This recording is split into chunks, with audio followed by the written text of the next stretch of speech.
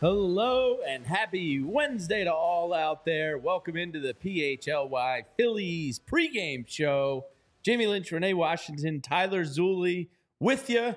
Renee, the Phillies are 10 games up. The Phillies are 10 games up. The Phillies are 10 games up. It's only June 12th. This team is an absolute wagon. The Braves suck. The NL East is theirs. It's fun to watch Phillies baseball every single day. And we're going to be along with you guys tonight for the watch-along party. We're basically not going anywhere for the next 3 or 4 hours. Yeah, but it's a lot of fun. The Phillies are on an absolute tear. How many games? 10! 10 games. Oh, my goodness. Literally cannot believe that we are not even fully halfway through June, and here we are having these conversations. We have had so many expectations, predictions, nerves, thoughts. But in my opinion, like none of those thoughts I had were for them to be 10 games up. I thought this team was going to be really good. And we were beyond the wildest I just dreams. remember way back when, guys, when we were like, oh yeah, a full healthy Bryce, no Kyle Schwarber in the outfield, and as DH, like all these boxes we were checking off that would help them be better, but with the expectation of being better as in like a close race for the NL East. Little did we know, 10-game lead. It's a beautiful thing. It makes it like, I feel so stress-free. Like, I don't know about you guys, but I feel like life is better when the Phillies are 10 games up. It makes it a lot easier. Even like a day like today, it's like, oh, you know what? What are we going to talk about today? Oh, some more exciting records and rules. And then, of course, some non-exciting things with JT. But for the most part, it's been good. One of those things is June Schwarber. We'll talk about him in the pregame show. But I think the story of tonight's game specifically is we're going to get a look at Rafael Marchand, who has gotten the nod tonight to get his first start in a while. Stubbs last night came up pretty big, we'll get to his quote that's going around the internet right now here in a second. And if you like the B word, or if you don't like the B word, you're going to have to cover your ears. But Rafael Marchand gets the start tonight. Now, a lot of Phillies fans on Twitter were very encouraged by his offseason, which happened in the Venezuelan League. Now, Rafael Marchand is kind of, if he wasn't derailed by injuries constantly, probably has more talent than, say, Garrett Stubbs. But Garrett Stubbs is kind of tough to dethrone as the vibes officer and a guy that everybody just kind of loves to be around. So Rafael Marchand's going to get his chance here. TBD on what the percentage of games. I would imagine it's a 60-40 split in favor of Stubbs, and Marchand will get a chance tonight. But his stats in the Winter League in Venezuela, he had 108 at-bats over the winter in his offseason, and then he got hurt when he entered camp. 36 hits, 10 of those were doubles, 3 dingers, 23 home runs, drew 16 walks, only struck out 11 times, batted .333, .436, .546 slash line. So, he's got a little bit of talent. We'll see if he can kind of seize this opportunity to play without JT here. It should be. I'm interested in seeing him tonight. Yeah, I think this is a great opportunity for him. A couple things. One is he's out of minor league options next season. So I know I was reading a piece that was saying this is also like a tryout for him to see if he can, be on the team in the future. But also for the now, you talk about Marchand's play. As you mentioned, to start off the season on the 10-day IL is less than ideal. And did have some really impressive numbers in his 13 games combined between the Iron Pigs and Clearwater. He's had 8 rehab appearances, 1 double, 2 homers, 8 RBIs, 10 walks, 4 runs, 10 starts. But also last year or in the past in general, he's had some decent numbers. And as you mentioned, he does have the talent. Seems like it's there. It's been that he cannot stay healthy. That's been the issue for the 25-year-old. So I know Rob Thompson did mention, this was Alex Coffey that said this, that he does plan to, as you say, split them evenly and give them both chances. Again, don't know if that's 50-50, 55-45, 60-40. Like, don't know exactly the percentage of that split. I would imagine the starting pitchers fairly evenly have a say in that split. Yes, yes. And that's the thing. He wants to keep them lined up with the same starting pitchers is what Rob was mentioning. So even split and the same starting pitchers. Stubbs gets 3. Right. I would imagine is how it's kind of evenly split here. Yeah. So Marchand tonight, a guy to keep an eye on for sure. They've been throwing a wide lasso in the minor league developmental system around catchers for a while now, taking a lot of them. Backup catcher is, a pretty important role for a club. And, if it wasn't for Garrett Stubbs being beloved, Rafael Marchand and of course his injuries might actually be the backup catcher. But going tonight on the mound, we have Cristopher Sanchez, who has been absolutely terrific this year, versus an old friend of ours, Nick Pivetta. I once was a Nick Pivetta guy and believed, he had the stuff and might come around here and work out. And then we went, no, this isn't going to happen. Nick Pivetta facing the Phillies. Nick Pivetta on the year is 3-4 with the 3.4 ERA, 51 strikeouts so far. Cristopher Sanchez, ho-hum, 2.71 ERA, 59 strikeouts. Only 3-3, but win-loss records are not a pitcher's stat. So it should be a good one. Again, as most situations present themselves, I think the Phillies have the advantage, clearly, again here with the starting pitching matchup. Yeah, I do. I agree. Honestly, it's been for every pitcher that the Phillies have faced. Now I find myself just wondering, okay, how many innings is this pitcher gonna go? Are you gonna be out there 3-4 innings? Are you gonna go 5-6 innings? Nick Pivetta, this is another chance for the Phillies to go out and rock. Some of these we talk about his numbers, that .94 whip, 51 Ks, which is tied for 93rd. And that 3.4 ERA. Yeah, Nick Pivetta is a guy we're familiar with, but you can absolutely get after. But on the other side, I am excited to see Sanchez. I'm excited to see Sanchi. Tyler, I'll let you be the heavy hand on this one. Nope.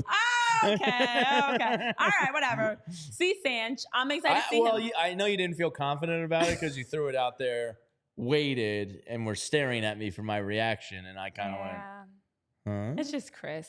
It's probably just Chris. I don't know what they call him. Well, they like to add E to everything, so maybe it's Chrissy. They used to call Tofi? Mark Sanchez the Sanchez. You think Sanchi? Sanchi really could be it. Yeah, maybe it is Sanchi, guys. Maybe it is Sanchi. But last we saw Sanchi was that's not a good nickname. Nope. Last we saw Christopher. Christopher, I don't even like to say either. Last we saw Chris. Chris, no H, was back against the Brewers, and he was a big part of that sweep. Had a great performance. Gave up the 1 run in his 6 innings pitched and 4 hits. He's been lights out, and we've talked about it time and time again that the Phillies across their front 4 have the top 10 pitchers across Major League Baseball in terms of ERA and a number of stats. So looking forward to seeing how he can continue rolling, because the Phillies have been rolling against a number of teams, including AL teams, just like the NL teams. And there's a great stat out there that I saw about how dominant they've been against the AL. And this has been fun to watch because as everybody wants to complain about the schedule, the lack of a strength of schedule, the weakness of schedule, whatever way you want to phrase it, the Phillies, of course, have now won 8 of their last 10 games total since starting June, which is fantastic. They also have been dominant against AL opponents. So after the win last night against the Red Sox, they improved to 10-2 with a plus 42 run differential, winning their last 4 games against AL teams. And then overall, they have won 31 of their last 41 games against AL clubs dating back to last season. That's the best. Wait, say that again? Of the last 41, it was what? Of the last 41 total games against AL teams dating back to last year, they've won 31 of those games. That is their best 41 game stretch against an interleague teams since 1997, when Major League Baseball first introduced, interleague play. So in the history of the AL-NL crossover games, the Phillies have had the best 41 game stretch in that time, winning 31 of their 41 games against AL opponents. Again, 10-2 with a plus 42 run differential, Jamie. Whew. In 12 games to be plus 42 this season. Amazing. Definitely worth cracking open a nice, refreshing Miller Lite for. Yeah, you weren't driving me to drink there, Renee. I just went, I'm a little thirsty. And look, there's a nice bucket of Miller Lights right in front of me. Look at that. I feel like on a game night, what's better than a cold, delicious, refreshing, non-filling, 96 calorie? And yes, Zach, what a wild name, Zach VFL Whitfield. Yes, that Miller Lite is nice and refreshing and cold. Hopefully you guys are cracking open some nice, cold, refreshing Miller Lites and drinks yourself, because with the game closing in, it's another opportunity for the Phillies to continue to make some records. I didn't even know this was a record. I didn't even know this was a stat. Yeah, There's a stat for literally everything. They're just like resetting the record books as they go here. It's unbelievable. Right now on the Bet Park Sportsbook, Cristopher Sanchez, looks like the over-under on strikeouts is 5.5 at -125 here. You can buy it down to 4.5, but who the hell wants to lay -265 on that? Not me. And over 6.5, you can get at +163. Christopher's been Christopher. Yeah, I guess. I know. But when you say it individually and not Christopher, since Cristopher Sanchez what do they call rolls, him? when you call him Christopher individually, it feels weird. I'm struggling with that too. I just feel like it's got to be Chris, but it's not. And like, for some reason, Tony Soprano what saying Chrissy is in my head. Oh, no. Yeah, this is the part where we get back to that conversation we had a couple weeks ago where you call him by his last name, like you call every player by their last name. Sanchez. I don't want to say, I can't say Sanchez Christopher. on the mound. I can't say Christopher. Sanchez. I don't like the full name Christopher in general. It's one of those names you gotta shorten it. Our fake cousins, whose name was Christopher, Dad called him Topher growing up. See, I was gonna say the same thing. I know a Christopher that went by Topher. Yeah. And I also have a cousin Christopher that just goes by Topher. Chris. Like that's a young kid Yeah, thing. that's why you can't call an adult Topher, I don't think. See, does anybody know an adult Topher? No. Tyler? Topher Grace. Oh, yeah. Wait, which one's that? That 70s show? Yeah, he was also in but it's a Spider-Man and a couple different things. His real name. Yeah, his real name's Topher Grace. Yeah. But is he Eric? Yes. I didn't realize that was his real name. He was in Spider-Man? Yeah, he was Which Spider-Man? 3, I think. Huh. Yeah, he played Eddie Brock in the original. Okay. Like the Tobey Maguire ones. Wait, was Spider-Man 3 the one that had Sandman? No, that was yes. Yeah, it was. Yeah, no, that was the okay. Phillies Pregame Show, breaking down the MCU. So Cristopher Sanchez, back to his strikeout total. Sorry. I just didn't want to go down a spider. No, you're fine. We're gonna I'm going get to to the watch it. along here. Cristopher Sanchez, last couple starts in terms of Ks. Last time out, he had 3. Game before that, 7. Game before that, 2. Game before that, 8, 5, 5, 1, 3. He's basically all over the place. I would avoid kind of betting Cristopher Sanchez Ks because of that. Yeah. There's no real steadiness to it. He's kind of all over. So do with that information what you will. Tonight's lineup. He's been an extreme ground ball pitcher this year. He's tops of the league. He's getting ground balls at almost 63% rate. Like he's pitching to contact, and obviously the chase rate's significant. Where does because that rank in the league? 98th percentile. 98th. Yeah, and Rangers up there too, right? He's done a really good job of being a heavy, sinker changeup overlay pitcher. His and whip getting is a lot of something. Yeah, so he's letting the ball go and play. He's not, registering a ton of strikeouts. He's striking out batters at about a 21% rate. Primarily because he's at 63% ground ball rate. He's just guys are just batting the ball into the turf. Yeah. Tonight's lineup. All right, June Schwarber. Woo woo. He is officially awoken. We will talk about some of his numbers in the month of June coming up here in a second because they're unbelievable. Bryce Harper, heard of him? He's bat second. We have a little bit of a Trey Turner update from Rob Thompson pregame. Which we'll get to also in a little bit here. Castellanos batting in the 2 hole, Harper in the 3 hole, Bohm in the 4, Stott in the 5, Whit Merrifield in the 6, David Dahl in the 7, Rafael Marchand in the 8, Johan Rojas in the 9 hole tonight. So there it is. Until Trey Turner gets back, the JT losses kind of really felt in the lineup there because anytime you're, 6 through 9, Merrifield, Dahl, Marchand, Rojas, not exactly murderer's row. Well, it's sad to hear as JT had his surgery today that his expectation in terms of a return is a month, but it's best case, I think. Yeah, around the All-Star break is what they have him projected coming back. So like July that he'll be returning. Take an extra week. You got a 10-game lead. Just anytime you see the injury, you're excited you're getting Trey Turner back, and now here's JT Realmuto that's getting injured. But the positive that way you can spin it is Trey is coming back before JT went out. You didn't have to have both of them out, of course, on top of Brandon Marsh being, dealing with a hamstring injury. So JT did have his surgery, which is great. It did seem like a very simple procedure, which is also encouraging, and more of just being proactive and staying ahead of it. Knee injuries are never great. But then on the other side, you see the recovery that's happening. Brandon Marsh ran the bases today. He will do it again tomorrow. He should be playing AA games this week on Friday, actually. He's scheduled to play in a AA game. And then Trey Turner also was able to run the bases at Fenway today. He's going to be doing more running drills in the next few days and is now anticipated to be able to return early next week. So for David Dahl specifically, this is another chance. Now Trey Turner's return looking more like it's early next week at the earliest. So David Dahl gets another go today, gets another chance. And I know Rob is saying if it's greater than that, if it's sooner than that, great. But it is looking like early next week that Trey Turner is going to be returning to play. But either way, it's next player up mentality. You've got David Dahl, you've got Rafi, as they call him. So now there's two Rafis. Rafi Marchand's out there. So more guys getting opportunities to step into the fold. Yeah. It's going to be interesting to see how Rafael Marchand does here. Definitely keeping my eye on his at-bats tonight. Yeah. You just want him to, have a good game behind the plate. If he can come up with a hit, fantastic. He has hit 297, 331, 440 in AAA last season. And then since coming off the IL this season, he's at a 233, 382, 395 splits in 55 plate appearances. Because as we mentioned, he's on the IL, the IL 10 to start off the season. So he also has presented some, as we talked through, he can give you home runs or RBIs, and does seem like he has potential if he can stay healthy through this stretch.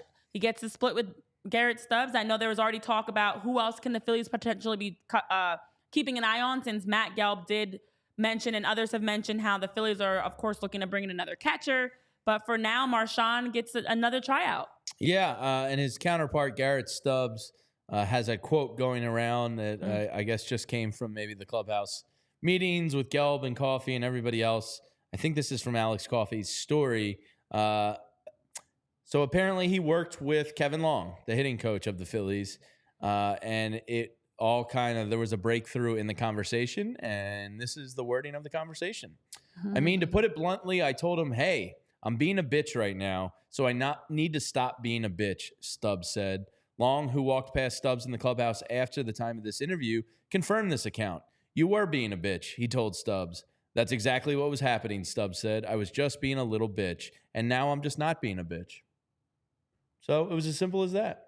He thought he wasn't being aggressive enough in the batter's box, so he decided to stop. This is the quote going around.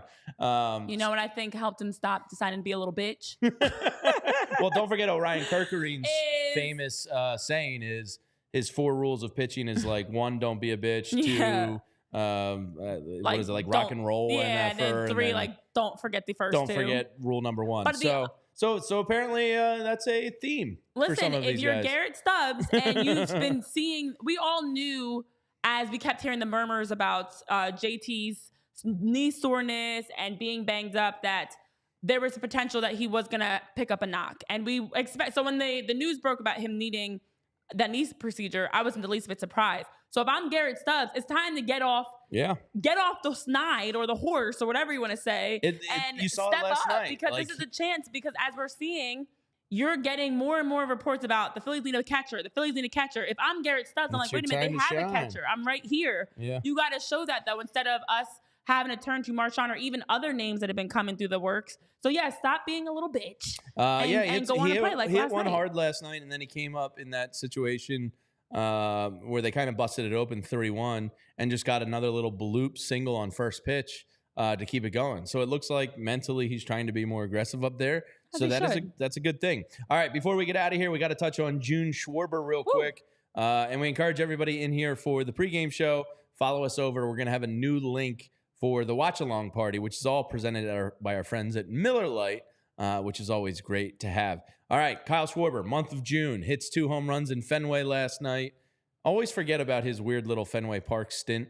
Yeah, but I always think of him as a Cub and a Nat, but he wasn't in Fenway. My buddy from college, who's a diehard Red Sox fan, texted me last night. He's like, man, I miss Schwarber. And I was like, yeah, June Schwarber is really, really fun. So for the month of June, since the start of the 21 season, Kyle Schwarber has played 88 games in the month of June. 38 home runs, 76 RBIs, 72 runs scored. His on-base percentage is .357, and his slugging percentage is .627.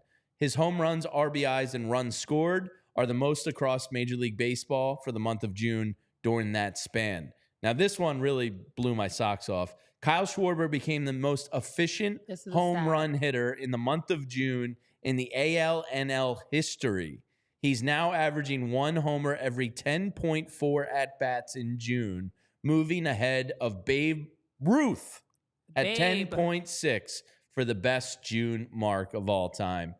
This guy in the month of June is just a freak. Man, and he hit his 6th leadoff home run of the season. Of course, now it's 13 home runs overall, in addition to his 38 RBIs and 777 OPS and 240 average. And for Kyle to have yesterday be his first home run of June, and then, of course, hit his 2nd home run of June, he actually, some could say, quote unquote, started slower for this month. But it's remarkable how he gets rolling at this time of the year. And it's much like as we talk about with Trey's return, Kyle and June Schwarber is also right on time. JT goes down. He's out for the next month. Not a problem. You get June Schwarber. You get June Walker. You get Trey Turner back. This is what is the strength of this team. They just pick up where others, leave off. So it's right on cue that we're going to get June Schwarber, especially right now coming out of the London series. They're in a road series now, again on the road against a tough AL opponent in the Orioles next. So I'm thrilled to see what June Schwarber is going to bring. I know in the chat it was also mentioned about wanting Bryce to get going a little even more. These guys are still dialing it up with all the success, all the numbers. We're still getting June Schwarber, better Bryce, return of Trey. Nick Castellanos finally, out of his slump. We're getting more from guys. And Mundo Sosa continues to be fantastic. So it makes me excited of this is not even the best, hopefully, yet. Knock on wood. The best still is yet to come, and they're not peaking yet. They're still ramping up as we're ramping on with the season, which is exactly what you want as the season goes on instead of peaking too soon. So June Schwarber is here, guys. Well, the best is yet to come as it's about to be first pitch. We're going to shut this stream down. We're going to give our predictions here in a second. We're going to shut this stream down, start a watch-along link, and we'll be live during the course of the game right into a post-game show immediately after. I think the Phillies are going to win tonight. I like their advantage on the hill. I think Nick Pivetta is a guy they're going to get to, and I am not afraid of Nick Pivetta revenge game, even though that does feel very Philadelphian. I'm going to say the Phillies win this one 6-4. I was going to say, I do think the start of this game is going to be a little bit slower because I think Nick Pivetta is going to be feeling himself a little bit, but then the Phillies rock him. So after a relatively quiet scoring 4-1 yesterday, I was going to say a high scoring game, but I'm going to go, I hate to be so close to you. 8. It's baseball, Renee. They're all going to be relatively close. I know. I don't think they're going to put up 8 though. 7-3. 7-3 the Phillies win. Okay. But they're gonna give up those 2 of those 3 pretty early is my guess. Tyler, what do you got? So if you guys take Nick Pivetta's 2 bad starts out of the year, he gave up 5 against Milwaukee, he gave up 5 against the Braves, 10 runs over the course of 7 1/3 innings pitched. He's given up just 6 earned runs in 30 innings. It's a 1.8 ERA. He's striking out over a batter an inning. His whip is under 1. Pivetta's actually pitched fairly well, despite the fact that you look at those 2 bad starts, and if they're kind of the outliers to this point, he's been pretty good. He's getting a lot of whiffs. He's getting a lot of, his walk rate is lower. He's getting barreled, and he's getting hit a little bit harder than, I think he'd like. But I think Pivetta's been pretty good, solid this year. He's also struck out 8 or more, I believe 6 times this season. I think he's going to strike out a lot of Phillies hitters today. I think the Phillies win. I'm taking the under in this one. I'm going to take a 4-3 win. The over-under is 8.5. I will take the under tonight. See, that actually makes me more optimistic. I would still be under by a nipple hair. Ew. That makes me more optimistic because the Phillies have been playing better, rocking pitchers that have been doing pretty well. So I'm still going to stick with my... Logan Webb? Yeah. Pow, right in the kisser. Everybody, doesn't matter. The better the ERA, the better the numbers coming in, the better the Phillies, I feel like, squander that and get after them. So I know we got some numbers in the chat. 6392. Sounds like a phone number. All right, We'll see. everybody grab your Miller Lights. We're heading over to our watch-along link. Thanks for hanging out with us for the pregame show. We'll be back momentarily. See you in a minute. We all silly like the mayor.